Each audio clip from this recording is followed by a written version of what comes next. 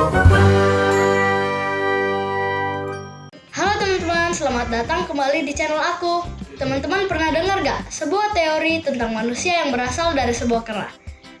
Kalau teman-teman pernah dengar, tahu gak sih siapa orang yang bikin teori itu? Nah, bagi teman-teman yang belum tahu atau penasaran, kenapa sih dia bikin teori kayak gitu? Aku bakal ngebahas biografi orang itu di video kali ini dengan sangat-sangat rinci. Tapi sebelum kita lanjut, jangan lupa like dan subscribe karena subscribe itu gratis ya teman-teman. Oke, kita langsung mulai aja ya teman-teman. Nama tokoh tersebut adalah Charles Darwin. Dia lahir pada tanggal 12 Februari tahun 1809. Oh iya teman-teman, Charles Darwin ini ternyata lahirnya di hari, bulan, dan tahun yang sama loh dengan Presiden Amerika Serikat yang ke-16, yaitu Abraham Lincoln. Charles ini adalah anak kelima dari 6 bersaudara. Ayah Charles namanya Robert, dia ini adalah seorang dokter dan anak dari Erasmus Darwin, yaitu ilmuwan yang terkenal karena ide-idenya yang di luar nalar. Ibu Charles namanya Susanna, dia adalah seorang fisikawan dan anak dari seorang pemilik usaha tembikar terkenal zaman itu, yaitu Josiah Wedgwood. Jadi bisa dikatakan kedua orang tua Charles ini adalah orang terpandang di daerah itu. Di tengah kebahagiaan keluarga Charles, keluarga ini harus ditimpa suatu musibah pada tahun 1817, yaitu ibu Charles yang bernama Susanna meninggal dunia pas usia Charles masih 8 tahun. Setahun setelah ibu Charles meninggal, yaitu pada tahun 1818, Charles masuk ke sekolah dasar yang namanya Anglican Strasbourg School. Saat masa-masa remaja, Charles mulai sangat tertarik sama ilmu sains. Charles bahkan membangun lab kimia di gudang rumahnya bersama saudaranya yang namanya Erasmus. Ini perlu diingat ya teman-teman, ini labnya mereka bangun ketika usia mereka belum 16 tahun, yang artinya mereka masih muda banget. Setelah lulus dari sekolah dasarnya, Charles melanjutkan pendidikannya di Universitas Medis Edinburgh, Skotlandia pada tahun 1825.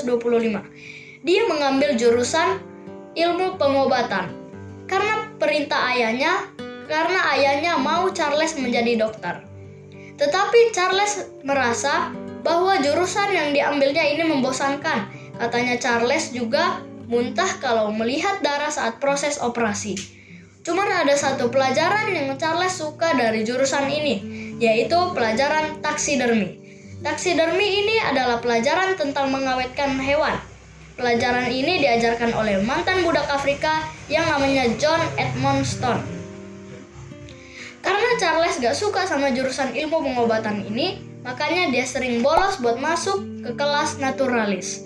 Kelas naturalis adalah kelas yang mempelajari tentang alam dan isinya. Di tahun kedua kuliahnya, Charles jadi lebih sering bolos lagi. Dia bahkan bergabung dengan Plinian Society, yaitu klub untuk naturalis, lebih tepatnya grup untuk berdiskusi. Dari klub inilah Charles mulai yakin dengan teori evolusi yang dibuat oleh kakeknya sendiri, yaitu Erasmus Darwin. Di Universitas Edinburgh ini, Charles bertemu seorang zoologis yang bernama Robert Edmund Grant. Zoologis adalah ilmu yang mempelajari tentang binatang. Robert adalah pelopor yang mengembangkan teori dari Jean Baptiste Lamarck tentang organisme dan teori evolusi milik Erasmus Darwin, yaitu kakek dari Charles Darwin sendiri. Karena memiliki banyak kesamaan, akhirnya Charles dan Robert pun menjadi sangat dekat. Karena pertemuannya dengan Robert, Charles mulai mengoleksi fosil hewan dan belajar lebih dalam tentang kehidupan hewan. Akhirnya pada bulan Maret tahun 1827, Charles melakukan presentasi pertama untuk penemuannya tentang telur lintah laut yang terdapat pada spora tiram. Namun hal ini tidak membuat ayah Charles senang. Malahan ayahnya kecewa karena Charles tidak mengikuti keinginannya untuk menjadi dokter. Karena itu, ayahnya menyuruh Charles untuk melanjutkan kuliahnya sebagai pendeta di Christ's College di Cambridge. Oh iya teman-teman, Christ's College ini nantinya bakal berubah nama menjadi Universitas Cambridge. Lanjut lagi, akhirnya Charles pindah ke universitas baru. Di universitas ini, Charles bertemu dengan sepupunya yang kuliah. Mereka lebih banyak menghabiskan waktu untuk berpacu kuda dan menembak daripada untuk kuliah. Mereka berdua juga hobi untuk mengoleksi kumbang. Sepupu Charles ini kemudian mengenalkan Charles ke seorang profesor botani sekaligus pendeta. Namanya John Stephen Henslow. Charles pun mulai mengikuti kelas dari Profesor Henslow ini. Walaupun Charles nggak tertarik sama jurusan kependetaan, Charles tetap menyelesaikan ujian finalnya untuk jurusan kependetaan pada Januari 1831. Charles menempati peringkat ke-10 pada ujian ini. Walaupun mendapat peringkat ke-10 pada ujian kependetaan, tetapi Charles menjadi murid terbaik Profesor Henslow. Bahkan dia mendapat julukan The Man Walks Beside Henslow, artinya orang yang berjalan di samping Henslow. Profesor Henslow bahkan menanggung biaya pendidikan Charles.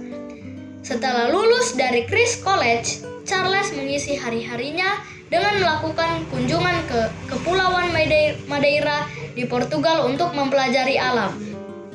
Charles juga belajar dengan pendeta Adam Sedgwick untuk mempelajari geologi. Charles juga menjadi asisten pemetaan di Wallace. Profesor Henslow kemudian merekomendasikan Charles untuk mengikuti ekspedisi penelitian kepada Robert Fitzroy yang merupakan kapten kapal HMS Beagle. Akhirnya Robert Fitzroy menerima Charles untuk bergabung di ekspedisinya. Kapal HMS Beagle ini adalah kapal yang akan melakukan pelayaran ke sepanjang pantai Amerika Selatan selama 2-3 tahun. Sepanjang perjalanan ekspedisi itu, Charles menuliskan betapa mengagumkan perjalanan yang dilaluinya itu. Saat kapal Beagle di suatu pulau, Charles melakukan banyak hal, seperti mencatat bermacam-macam jenis tanah, mengklasifikasikan hampir semua jenis binatang, dan memberi nama kepada hampir 120 jenis spesies. Selama ekspedisi ini, Charles juga menambah pengetahuannya dengan membaca buku karangan Charles Lyell, yaitu Principles of Geology. Buku ini berisi tentang prinsip-prinsip geografi. Saat tiba di suatu pulau, Charles melihat perbudakan yang dilakukan oleh bangsa Spanyol kepada penduduk asli pulau itu. Orang-orang percaya hal ini menjadi dasar teori evolusi Charles nantinya. Ketika kapal Beagle tiba di Pulau Galapagos, Amerika Selatan, ada sebuah serangga kecil yang menggigit Charles, sehingga menyebabkan Charles tidak enak badan pada awalnya. Tetapi lama-kelamaan gejalanya semakin memburuk dan menyebabkan Charles cuma bisa terbaring di tempat tidurnya selama sebulan penuh.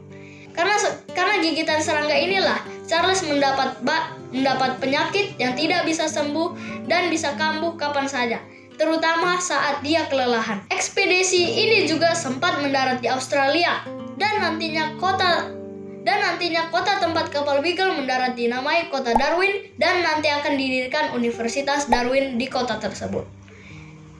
Ekspedisi ini akhirnya selesai setelah 5 tahun. Memang lebih lama dari yang direncanakan, yaitu 3,5 tahun. Charles berperan dalam ekspedisi ini selama 3,5 tahun karena sakitnya yang selalu kambuh.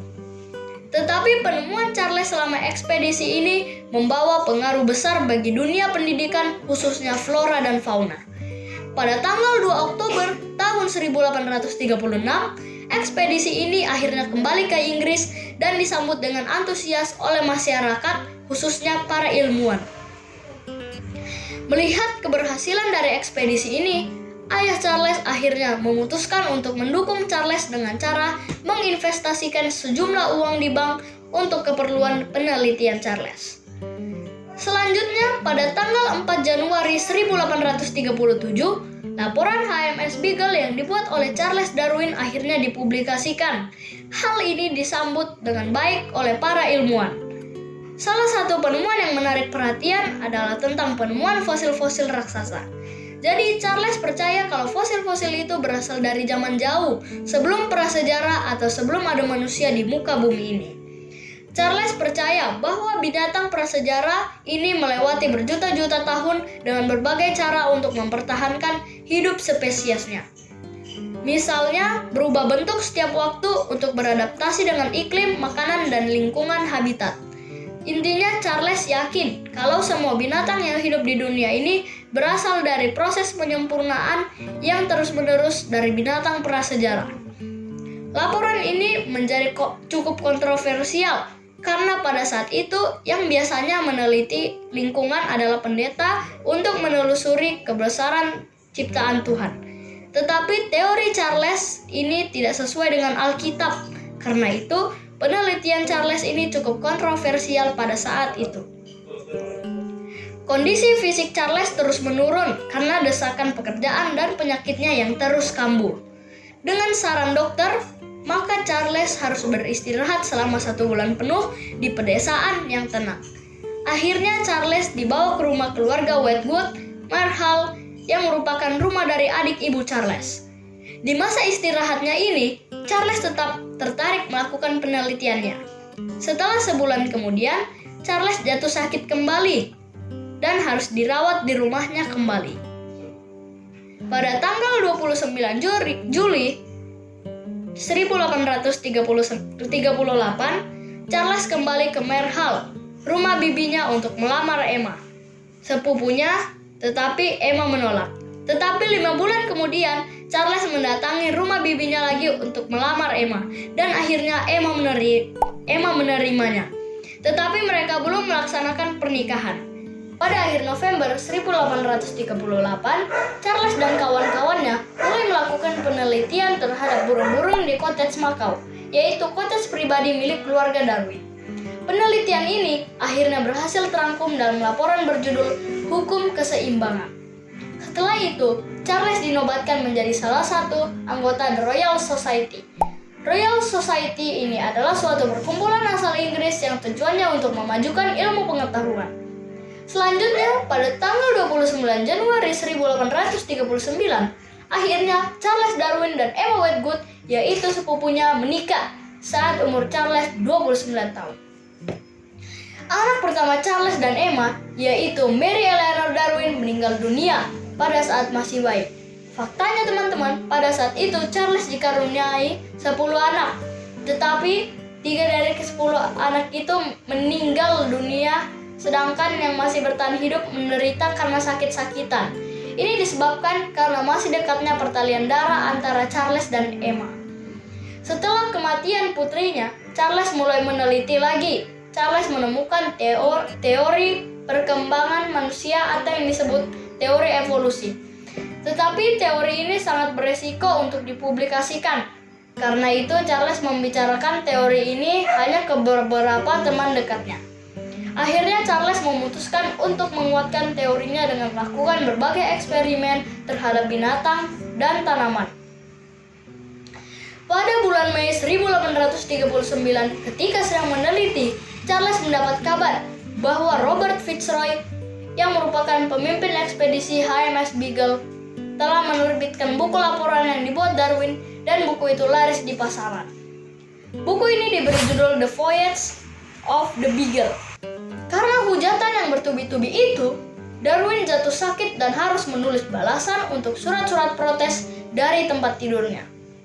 Walaupun mendapat banyak kecaman, tetapi teori Darwin menjadi suatu pembelajaran penting bagi orang pada zaman itu. Teori evolusi Darwin yang menganut seleksi alam mengubah pemikiran pada banyak ilmu seperti biologi, antropologi, sosiologi, plamologi, medicine, dan sebagainya. Setelah bertahun-tahun kecaman, Darwin melakukan aktivitasnya termasuk penelitian dari dalam kamarnya. Hingga akhirnya datang sebuah surat yang berisi dukungan dari mahasiswa Cambridge terhadap teori evolusi Darwin demi kemajuan ilmu pengetahuan. Walaupun menderita sakit parah, Darwin tetap bekerja dan tetap menulis, kemudian menerbitkan buku. Pada tahun 1872, terbit buku terakhir Charles Darwin yang merupakan hasil dari kerja kerasnya setelah sekian lama, yang berjudul The Emotions in Man and Animal, yang mempelajari psikologi manusia dan binatang. Pada suatu waktu, Darwin ini pergi ke kota Kent untuk meneliti cacing. Tetapi pada saat itu teman-teman, Di sana Darwin meninggal dunia setelah sekian lama dia berjuang melawan penyakitnya.